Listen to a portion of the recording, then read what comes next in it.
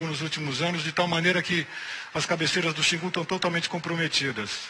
E não adianta os índios fazerem um belo esforço de conservação de recursos na parte média e baixa do rio, se as cabeceiras ficarem podres.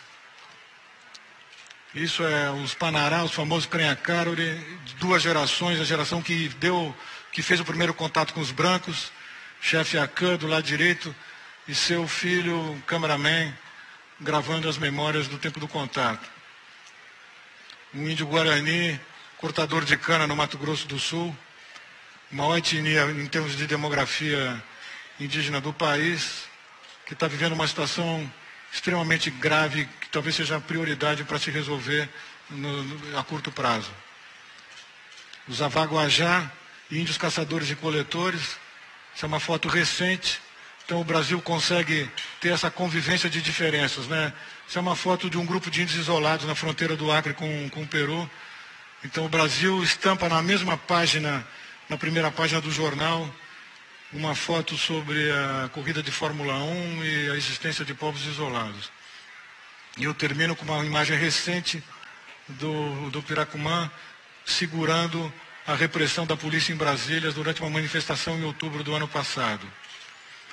E os fotógrafos que colaboraram com essa exposição, essa é a série de publicações Povos Indígenas no Brasil, a qual a Eliane se referiu.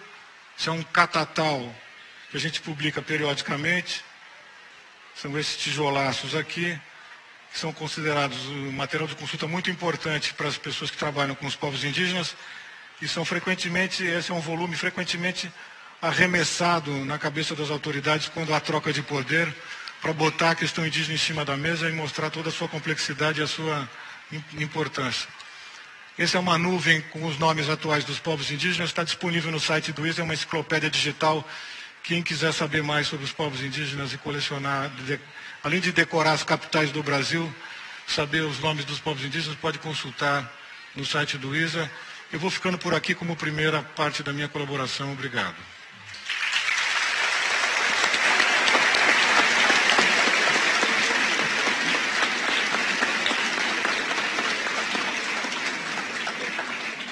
Obrigada, Beto. A gente dá sequência com o Eduardo Viveiros de Castro, professor titular do Museu Nacional da Universidade Federal do Rio de Janeiro, hoje um dos etnólogos mais respeitados do mundo.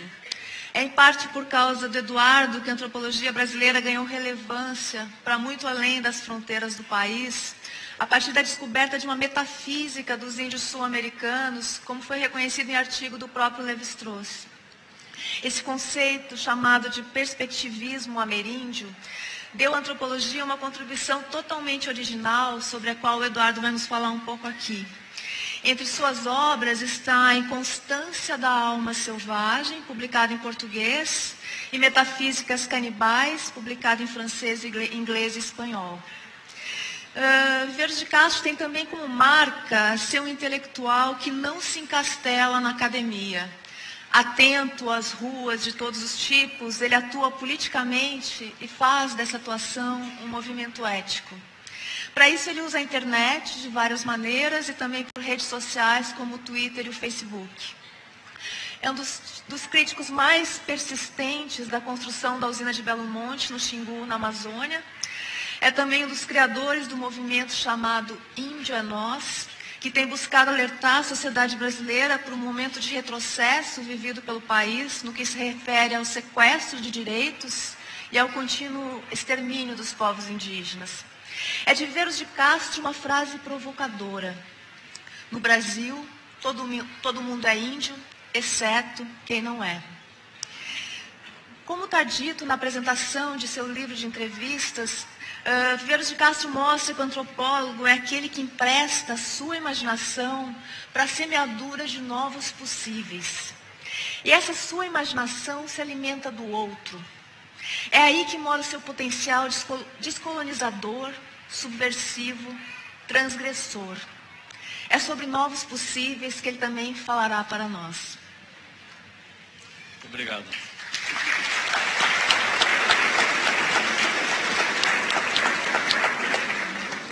Eu queria, bom, em primeiro lugar, agradecer o convite do Paulo Werneck a estar presente aqui nessa mesa, nessa FLIP. Agradecer a ele também pela coragem de tomar de ter feito essa escolha de dedicar 2 mesas desse encontro aos povos indígenas, coisa que, salvo engano, é inédita. Queria agradecer também a ele, eu creio, suponho que seja ele que eu devo agradecer a presença da Eliane Brum como nossa mediadora, que é uma jornalista que honra a sua profissão, escritora e jornalista que honra a sua profissão e que tanto mais importante quanto nós passamos por um momento em que a relação entre a imprensa e a população, especialmente a população nas ruas, passa por um momento difícil de ajuste, de tensão, e a Eliane é alguém que está certamente do nosso lado. Eu queria começar falando que talvez citando alguém, é sempre bom, antropólogo é alguém que basicamente rouba as palavras dos outros, então vou começar roubando as palavras de um colega meu, que já esteve na Flip, aliás, Eduardo Sterzi, um poeta e crítico literário que esteve de 2 ou 3 Flips atrás aqui em Paraty, mas que, na verdade, ele está citando outra pessoa, que é um escritor francês, o Leclésior, que ganhou o Prêmio Nobel alguns anos atrás, e ele postou isso em algum lugar na internet, e eu vou me dar a licença de roubar essa frase dele. É o Sterzi citando Leclésior. Ele diz assim: o encontro com o mundo índio não é hoje um luxo, tornou-se uma necessidade para quem quer compreender o que se passa no mundo moderno. Não basta, porém, compreender. Trata-se de tentar ir até o fim de todas as galerias obscuras, de procurar abrir algumas portas. Quer dizer, no fundo, trata-se de tentar sobreviver. Fim da citação. Ou seja, o que o Leclésior faz aqui é conectar diretamente a sobrevivência de nós todos ao encontro com o mundo indígena, como sendo algo que nos leva para o futuro e não para o passado. A ideia de que o índio é o nosso futuro e não apenas o nosso passado, como ele é tradicionalmente concebido, e como o embaixador citado pelo Lévi-Strauss, não só o passado, mas como declarou, extintos. Na verdade, do jeito que as coisas vão, é possível que nós os brancos, nós os ocidentais, nós os europeus, acabemos por ser extintos antes dos índios, o que não vai deixar de ser engraçado se acontecer. Eu queria também observar que os índios no Brasil, do tempo do Lévi-Strauss, ou mesmo do tempo em que Beto e eu e outros começamos a nos engajar na luta pelos direitos indígenas, sofreram uma mudança do ponto de vista da sua visibilidade na sociedade brasileira e mesmo no mundo, dramática. Quando eu comecei a estudar antropologia, a própria palavra antropologia era uma palavra pouco conhecida, era uma profissão muito particular, e hoje é uma palavra que todo mundo sabe o que é, ou pelo menos ouve o tempo todo, e os índios estão cada vez mais presentes na imprensa, na televisão, enfim, cada vez não só estão presentes porque são registrados, mas também porque eles próprios adquiriram uma capacidade de se afirmar politicamente que não tinham 30, 40 anos atrás.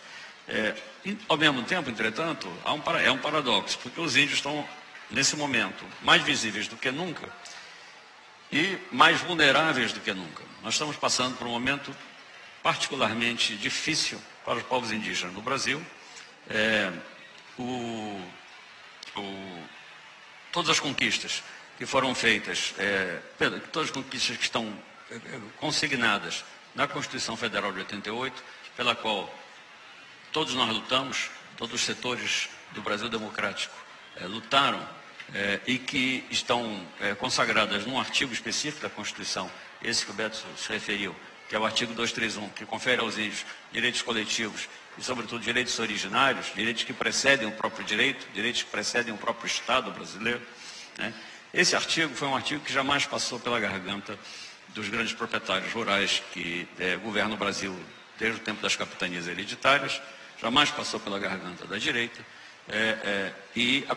e sempre foi, desde que a Constituição foi promulgada, você pode perceber a persistência de uma campanha subterrânea, cada vez menos subterrânea, cada vez mais explícita, de tentativa de sabotar, solapar, diminuir, cortar, na verdade, retirar aos índios todos os direitos que os índios receberam na Constituição de 88. Então, o que existe hoje no Brasil é uma campanha a todo vapor no Legislativo, com um apoio, digamos, chamemos sobre o olhar complacente do Executivo e a eventual colaboração do Judiciário, uma campanha para retirar dos índios os direitos constitucionais que eles obtiveram à custa de muita luta em 88. Há uma série de medidas em discussão no Congresso. Não esqueçamos que o Congresso brasileiro tem uma maioria de representantes no Congresso são proprietários rurais, né?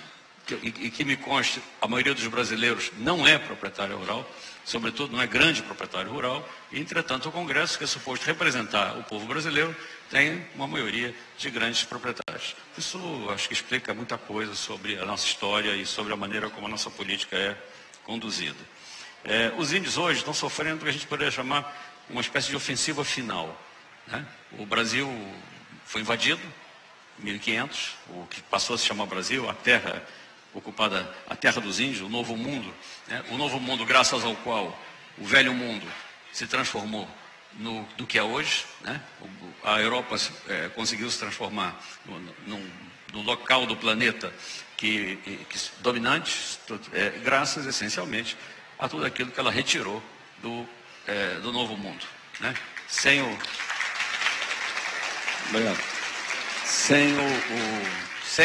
a América, a Europa jamais deixaria de ser o que ela era no final do Renascimento, a saber, um fundo de quintal de um continente onde haviam civilizações imensamente mais ricas e mais sofisticadas do que ela.